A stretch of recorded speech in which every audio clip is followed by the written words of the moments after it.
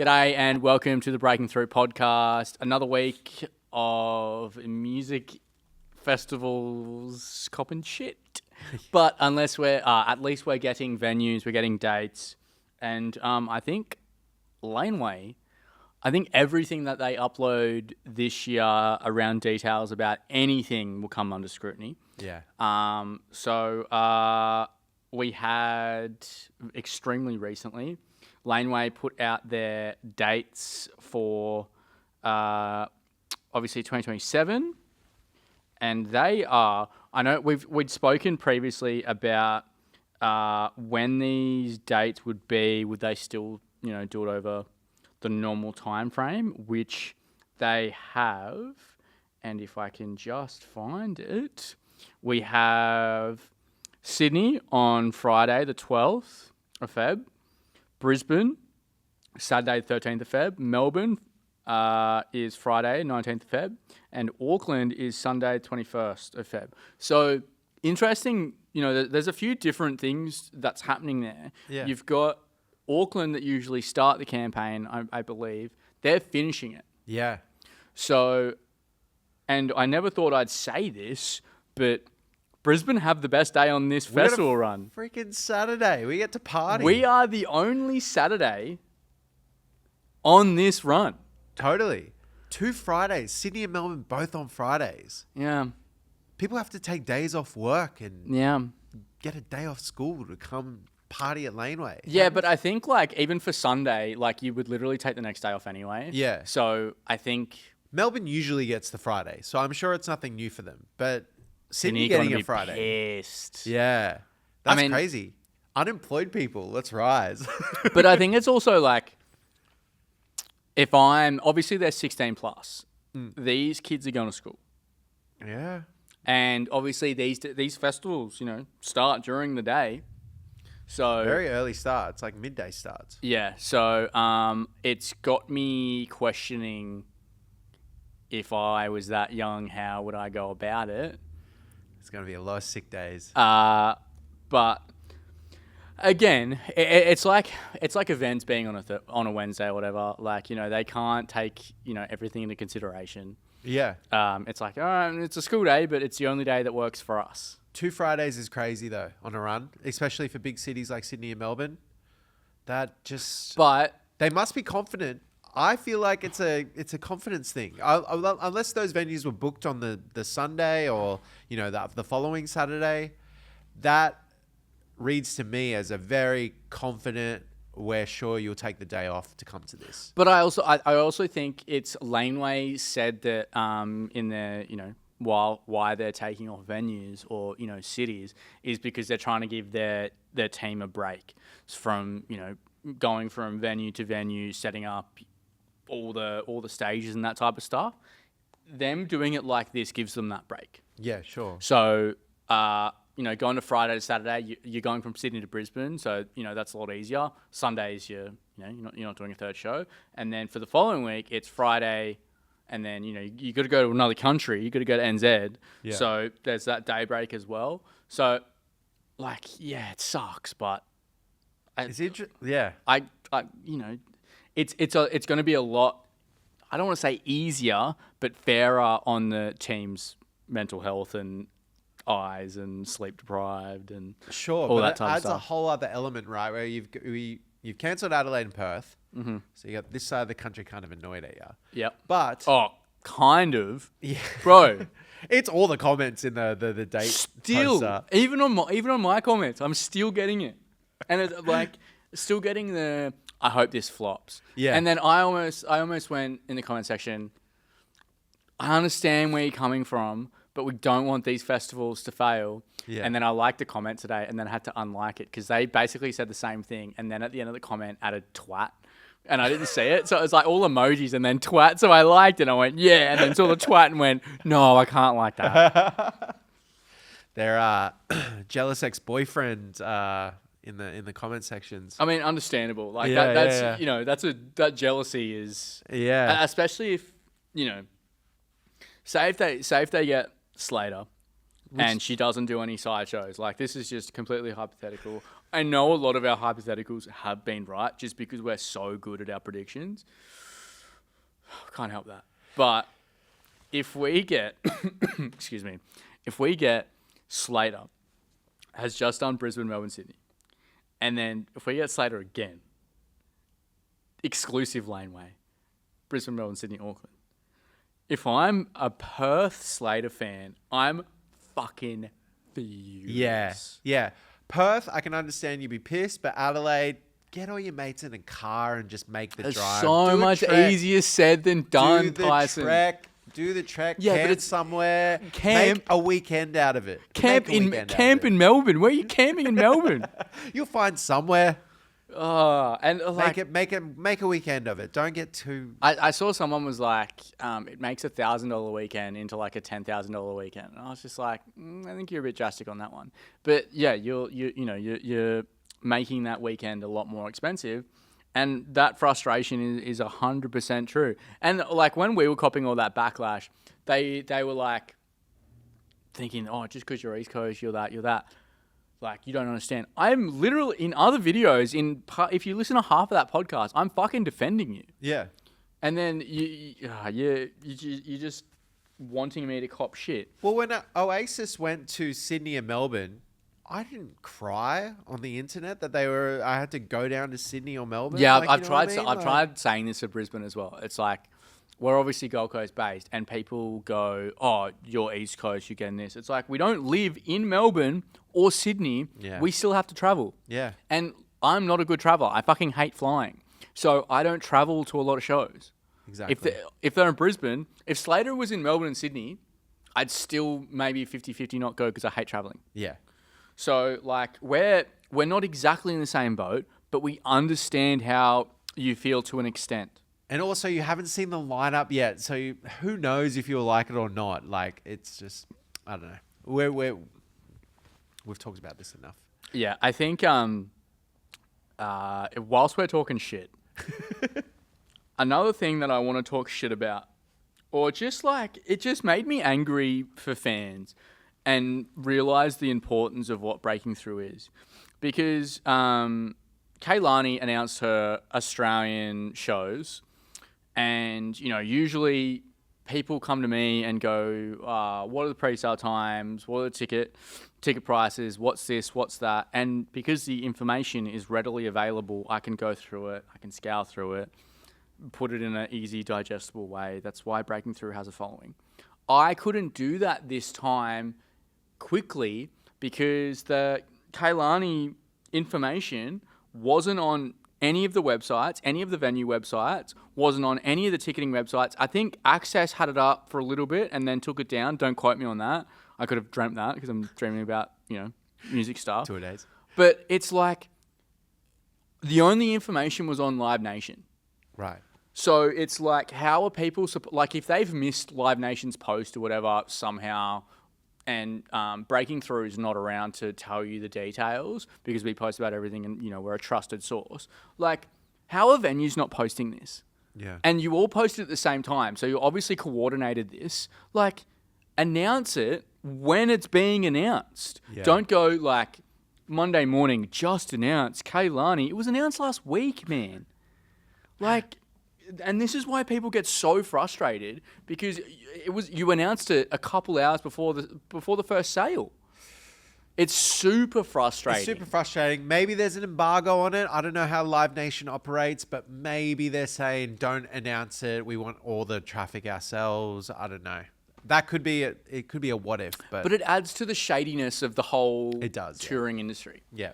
It's like that is why Breaking Through has a platform because we call this shit out. Like, I'm not saying the whole industry's like that. I'm not saying every tour is like that. But when you see shit like this, it makes you go, this is why people don't trust the touring industry. Yeah. And it's really frustrating where, for one, there has to be someone like me in the industry to give people the information because it's not easy to find or it's not readily available. That's gross. It should be readily available. Nah, that's kind of my only point. That's all I got. But still, I did have another point, but then I forgot it. I'm not going to clip this, but this is just going to be for the podcast listeners. I'm so sick to death of having meetings with industry and them giving me like the PR jargon of like how things work, I'm getting to the point where I'm like, shut the fuck up. Like, I know that's not true. Like, you're talking to me like I'm just some random journo. Yeah. That's not what this is. I'm very close to getting to that point. Yeah. Where it's like, this is why people get frustrated. If I'm getting frustrated and I know it's not true, I'm going to pass that message on. Yeah. And then everyone else is going to be more frustrated because I'm frustrated with them. We need to be treated better. That's why Breaking Through as a platform. We want everyone to be treated better. The tickets will sell. Yeah. The tickets will sell. Just treat them better. Do you know what I've noticed? And this is only for the pod as well. This is what we're going to have to start doing. So, like, creators like you, right? In my algorithm, you're all over it. But I don't see anything from Rolling Stone, any of these music journalist websites anymore. Yeah. None of them. Yeah. They're down in the depths of this algorithm. Yeah. What's going on there? Like, I follow all these publications. I follow them too. And stuff like that. Never see any They of their come stuff. up on my Instagram. I don't know. I think they try to do it on TikTok, but for like I saw them a lot for the AC/DC stuff. But then they're making rookie errors. Yeah. Where I'm like, you learn these rookie errors when you cover enough tours, when you've done enough videos. I look at it and go, that's the problem. That's not going to get you any views. Yeah. Which I'm not shitting on Rolling Stone. I would love to go into like media places and go like, you're doing TikTok just for the sake of doing it. Yeah. That's not how TikTok can be treated.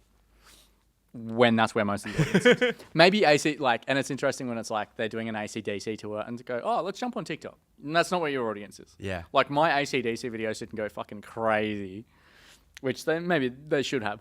But like, yeah, that's a really good point. And we've spoken about this before about media dying because you're just not going with the times. Exactly. That's what I've noticed. I'm like, it's actually happening. There's a change happening in this industry and it's in our area, I guess. Like, but I don't know. I think everyone's in this sort of like metamorphosis stage at the moment where people are hanging on to the past and other people are realizing this is the future. And I don't know. I think it all ties back to what you were saying before. But yeah. Yeah. But like literally all I've done is just gone, and people like I often get asked like, oh, why do you think your page does really well? Like why do people give a shit about what you say? I don't sugarcoat it. Yeah. I say what I think, which a lot of these, and I get like a lot of up and coming journos or up and coming creators go like, what's the best piece of advice you can give me? Be yourself. Exactly. And Breaking Through, like we didn't just start 2 years ago. Breaking Through has been around for over 5 years, and I didn't get any traction 4 years because I didn't want to piss anyone off, because I just wanted to, be a part of the media wheel. But I just went, because no one was hiring me and I was doing what they wanted and doing it the status quo way. I just went, what do I have to lose? Yeah. And then started saying what I wanted and what I believed. And I'm not saying everything that I've ever said is completely correct. Like, my opinions have been wrong in the past. I look at videos from when I first started and I went, I don't believe that anymore. Yeah. But I believed it at the time, and it was, it was believable of what I thought. So like, I know we've gone on a bit of a tangent, but this is a good tangent because I think you're right. Authenticity is key now. I saw a video of Zara Larsson because she's been doing these TikToks of her dancing to try and sell out her that South video Korea. was so. I was actually going to mention this. Yeah. And she was just like straight up, and she's like, I don't have that big of an audience there, and I'm doing this to like, and I know their tickets are expensive. I watched the whole video. It went for like 4 minutes, and I was like, I love her. She's great. It's great that she talks to her audience like this. Yep. And this is what's speaking loudest now, is just being authentic. Like, and that takes, there's no editing on that. There's there's no team behind that. It's literally me just talking to a video. Well, Zara Larsson talking to her phone for 4 minutes. In this world of like, there's a creator around every corner. There's people spending thousands of dollars on content. What people want is genuine connection. yes. If I'm an artist, how can I genuinely connect with my fans? That is by giving honest opinions about the music scene, the festival scene, and connecting with fans, replying to fans. That is like, you can spend thousands of dollars on a music video or thousands of dollars on like a month's worth of content through social media agencies or whatnot. That's not going to get you anything because it's like, it might be super clean content, but there's nothing of substance to it. Yeah. It's me and a ring light, bro. Yeah. Like, it's me and a ring light, and I get hundreds of thousands of views because it's my opinion giving, what people want to hear on subjects. That's all it takes. Just all you have to do is be real. Yeah. Like, there's classes. I went to like I won't say where. I've gone to like music social creator classes just to be like, oh yeah, I could do with a few tips, yada, yada, yada. And they go on like an hour's worth of jargon of bullshit about, oh, you should be using this tool, you should be using that tip. No, there's no tips, there's no tools, just be genuine, show people who you are, and be consistent. That's literally all you need. The fake shit is done. I should run classes and be like, this class is going to take you 2 minutes. It's going to cost you $500. And I know that like that's super bland and, there's no intricate details to that, but that's all it takes. Yeah. That's literally all it takes. All these media teams that are behind all these artists, like, yeah, it's cool to use all the funding that you have, but use it in ways that show that you're genuine. Don't spend $40,000 on a music video because, I'm sorry, no one cares. No one cares. That shit is for the birds. Like, it was cool 20 years ago, but no one wants to sit and watch a video for 2 minutes anymore. Yeah. Or I'll fast forward it. Well, it's true. Like even the algorithm, the stuff that took ages to shoot and edit together, isn't getting as much traction as something that takes 30 seconds to whip out your phone and do. Yeah. So that's the world we live in now. Like, there's good and bad to it, but I think authenticity is really key for where we're at right now. Yeah. Let's get back to the schedule. Let's get back. We completely went on a tangent, which is good.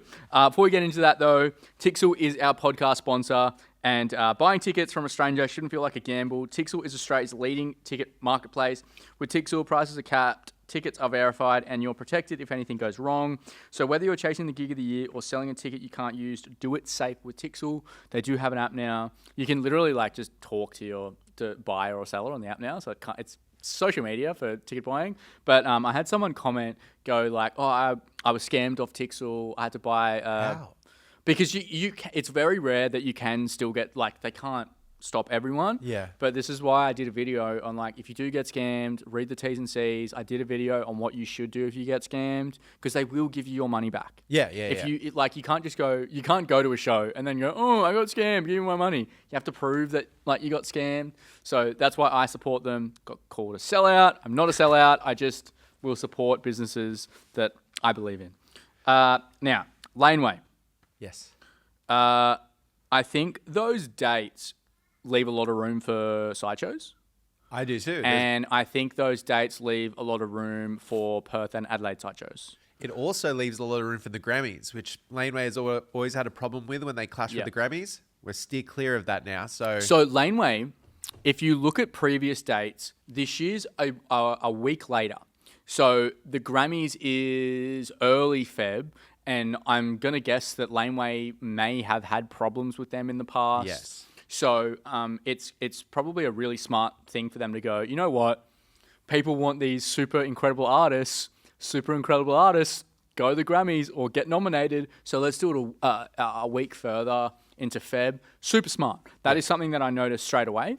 So, that's just, you want these really big artists, but Grammys hurts festivals around that, and they're the only Australian festival that have to do that. Yeah. But I think that leaves a lot of room for sideshows. Another thing I want to touch on, Laneway's campaign has started, but we have to manage expectations for this lineup.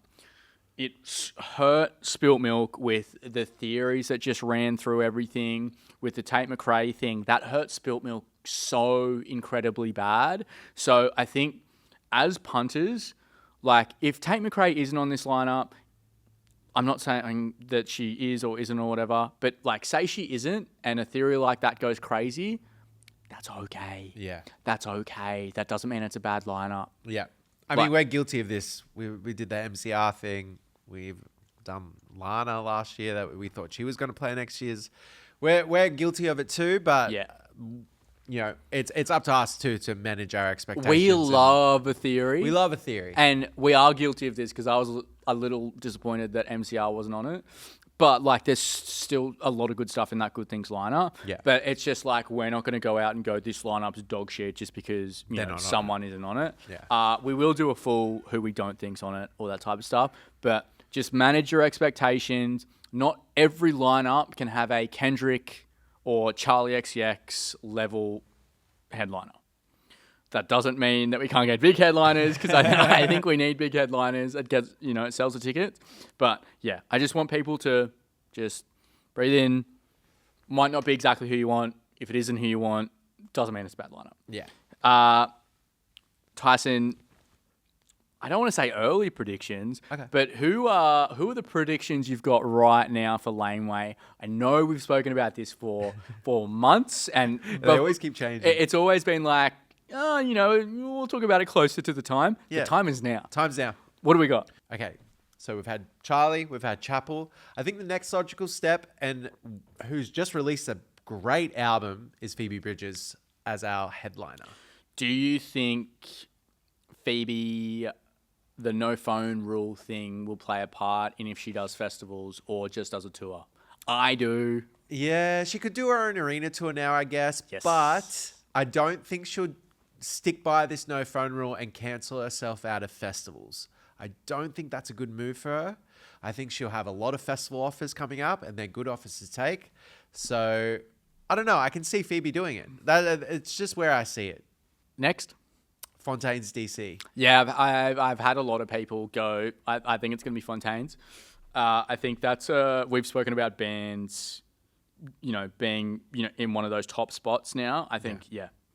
I don't know. New album on the way. I don't know where they would, if they would be like, one of the first. I think they would be. I think or they're like up a to Wolf headliners. Alice slot. Do you reckon a Wolf Alice slot? I think the Wolf Alice slot, second, right before the headliner. Next. Hayley Williams, who... Yeah, I've come around to this Hayley Williams on Laneway thing now. I think that Laneway, Hayley Williams... You back on the train? Theory. I'm back on the train. Choo-choo. I'm back on the train. Yeah. Okay, fourth, Slater. We've been on this for so long, and I think that's just a definite for me. Especially like the signs and then her meeting people going, I will be back, I will be back, I will be back. Like, I think it just fits way too well. It's the one I'm most confident of. Yeah, I am 99% sure that Slater is on this Laneway lineup. It just fits too well, and she's one of the most ultimate Laneway picks that I can think of. Yeah. All right, let me hit you with this one. Tinashe? I don't think it fits. You don't reckon? No. I reckon she's got the hits. Have you heard her new song like Melatonin or something? I haven't. It's a banger. It's a banger. I can see her doing like the Pink Pantherist sort of spot Isn't in she the touring? 10. She's got no tour dates in February. I don't think she's a Laneway type act. She definitely is. She get the place jumping. Yeah, got a cool new single. She's in that sort of Gen Z sort of crowd, new artist. I see it. Right, next. Adela. I'm thinking she might be on the lineup. She's finishing up I think she's got like a date, like maybe like a couple of days before Laneway starts. I did see that, yeah. So perfect time to jump around here. She did a Triple J interview recently as well, going like she wants to go to Melbourne. So I think she's one of those acts. Mid-afternoon act. Yeah. I think she'd be so much fun to go to. And she screams 10 set to me. Yeah. Okay, what about Muna? Who has been theorized quite a bit. It's on the Reddits. It's on the Reddits. I don't think so. You don't reckon? No, I don't reckon. They haven't been here in quite a bit. Yeah. Phoebe Bridgers link. Maybe they'll do Silk Chiffon together at Laneway. Laneway loves a little collab. They do love a collab. Yeah. I'm not 100% on that one. Okay. What about Sophia Azella? She was here for Spilt Milk. The last one? The last one just then. I personally think that's too soon. She lived in Australia for a while. Did she? I didn't know that. Yeah. She lived on the Goldie. Really? Yeah. Yeah. I didn't know. Like, I like her stuff, and she is a very Laneway act. I just think it might be a little bit too soon. All right, let me rattle off some names for you. Jade, No. fake Mink. We do have the SD kid theory. I don't know if they have both, but if they don't have SD, I think they have fake mink. I think it's going to be either or. Hemlock Springs. Yeah, that's a good one. I've seen a few theories on that. I think that's a good Laneway act. Okay. What about some Aussies? Esha Tawari? She was just on the Spilt Milk lineup, I believe. So obviously on the festival radar, not a bad pick. And Public Figures. That's a good pick. I think over the next 12, 18 months, Okay. Public Figures are going to be on a lot of the festival run. And the last one, and she's already announced a tour, but it's like and it's presented by Laneway, and it's around those dates. And I hope I get this name right. Rachel Chinoriri. Yeah, that's a hard name to say, but I think it's a Laneway presents. Around the dates, it's like literally where the sideshows would be, and it's very interesting that they were announced so early on. Because we don't usually see this with festivals. You never see that. It's very rare that you see it. So, I think she's pretty much guaranteed. Okay. They're my predictions, folks. That's what I'm sticking to at the moment. Maybe we do mine next week.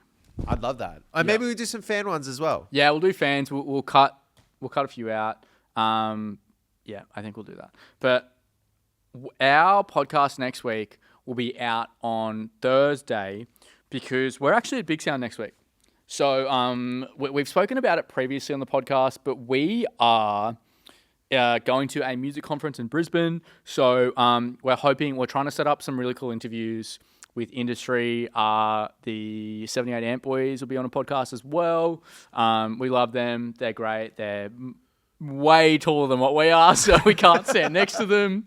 But I love hanging out with those boys, talking music with those boys, and they're in the same realm as us of doing this independent thing. Yeah. So love those boys. But Tyson, my number one act for Big Sound, I'm so excited to see Tanisha. She reminds me a lot of Breaking Through because she was one of the first interviews that I ever did back in 2020. She has tried so hard to do this music thing. She's one of the most talented artists I've ever seen in Australia. She's done this thing independently for so long. She has the streams. She has the support. Doesn't get much radio support. So she's just doing it off pure talent. I know she's tried Big Sound a few times. She's got it this year. And I know she's going to kill it. So I love artists that just pursue what they want after years of just really trying for what they want. She's got the talent. Her vocals are so good. She's my act that I think everyone needs to see. And I think Big Sound, Big Sound helps acts just go to the next level. And I think after this Big Sound run, she's going to kill it. And I'm really excited for her. And can you go and see a show? I will watch half of her set, but then also people watch and just see everyone take in her vocals. She deserves the world. Yeah. Well, the act that I'm most looking forward to seeing at Big Sound would be Public Figures, who I just mentioned. They're a 4-piece out of Melbourne, Nam, and they rip. I really like their single Cut It Out. It was the first time I ever heard of them. I've seen them. All the members have kind of been in other Melbourne bands that have kind of gotten around in the past. I think one of them supported, the name's not getting to me now, but one of them supported Full Flower Moon Band when they played their Triffid show up in Brisbane. Love them. And one of them the guitar player filled in for Gus from Amel and the Sniffers while he's been sick on this last tour. So a lot of hype around those guys. I think they're in for a very exciting 2027. I can't wait to see them at the show. I have seen, obviously we're getting really close to Big Sound. It kind of feels like you're at the end of year 12 and schoolies is around the corner. But instead of schoolies going, I can't wait to go to this party, I can't wait to go, I guess we do that a bit of Big Sound. But it's who everyone is excited to see. And Public Figures has been on a lot of people's lists. Yeah. So, excited to see them. But yeah, there's still so many acts that are up and coming that obviously we don't get to see very often because they could be around, across the country. So it's a bit of a sprint of, going from set to set. And these sets are 15 minutes. So you're not getting the full set of anything. You're just getting the hits, I guess. Yeah. Which I really love, especially when you're seeing a band for the first time. When you love a band, obviously give me the hour. But if I don't love you yet, give me that 15 minutes. Yeah. I think that's really good. Now, as we're heading to Big Sound, this is my 4th Big Sound, I think. Yeah. How many Big Sounds have you been to? I think 4 as well. But I'm a very casual Big Sound enjoyer. I think I've only been to one for the whole weekend. The other ones I come up for a day. Yeah. I think ever since I moved back to the Gold Coast, I've been every year, and I do love it. But I thought we could give some Big Sound advice to first-time goers, just like your number one piece of advice to people that are going to Big Sound. You learn this lesson after you've been. Yeah. My number one lesson for Big Sound would be wear comfortable shoes, because especially at night, going from set to set to set, from venue to venue to venue, like sometimes it's, the venue could be pretty far away, and especially when they have like the secret sets and that type of stuff. Sometimes I've run from one side of Brisbane to the other, and you don't want to do that in shoes that you can't run in. So during the day, put on some nice shoes, but at night, chuck the sneakers on, because you'll be doing some running. What do you got, Tyson? My number one tip would be pace yourself. I think Big Sound is a marathon, not a sprint. Don't go all hard out on the first night. Also, remember when the band you want to see, remember the second time that they're playing, because sometimes you get held up talking to people. You'll get taken into a bar to go network with someone. Yeah. You'll miss sets. So always remember when a backup set is happening. Yep.